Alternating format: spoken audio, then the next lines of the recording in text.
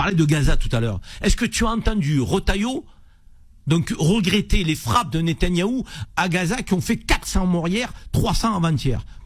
Personne n'a pipé mot. Est-ce que tu as entendu Wauquiez, candidat à la présidentielle, qui lui fait une obsession aussi sur les musulmans? Est-ce que tu as entendu Ciotti?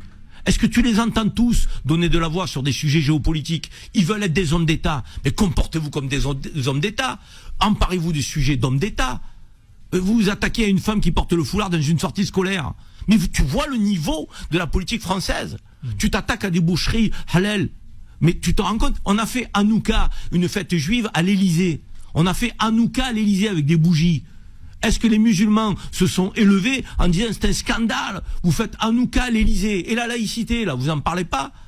Personne n'a rien dit, les musulmans ils disent rien. Quand tu mets une crèche à Noël dans une mairie, tu as entendu les musulmans revendiquer le fait qu'ils ne voulaient pas la crèche? Mais jamais de la vie. Les musulmans donc sont des gens respectueux des autres religions. Le président de la République veut faire Hanouka à l'Élysée, grand bien lui fasse. Il fait Hanouka à l'Élysée, mais laissez les musulmans tranquilles.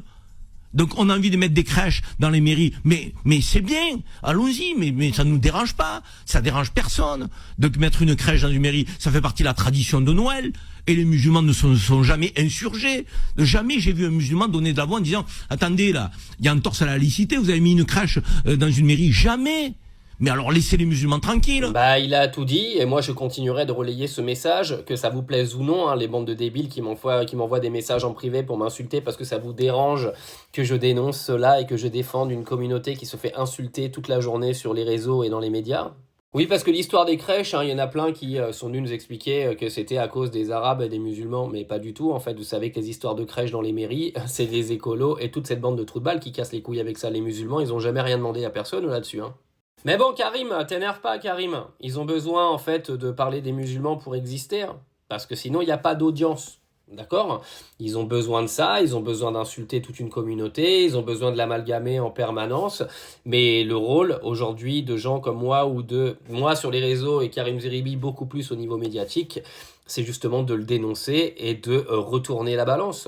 Et croyez-moi que je serai toujours là pour le faire. Vous pouvez m'insulter autant que vous voulez. Moi, je vous laisserai pas insulter une communauté entière gratuitement, sans aucun fondement et aucun argument. Parce que les problèmes que vous avancez des musulmans aujourd'hui en France, ce sont des problèmes qui ne représentent en rien les problèmes qu'a la France. D'accord?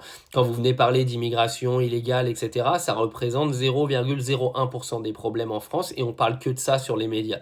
Donc par exemple, vous savez, la loi de Pareto, là, le 80-20, il n'est pas super respecté là-dessus, quoi.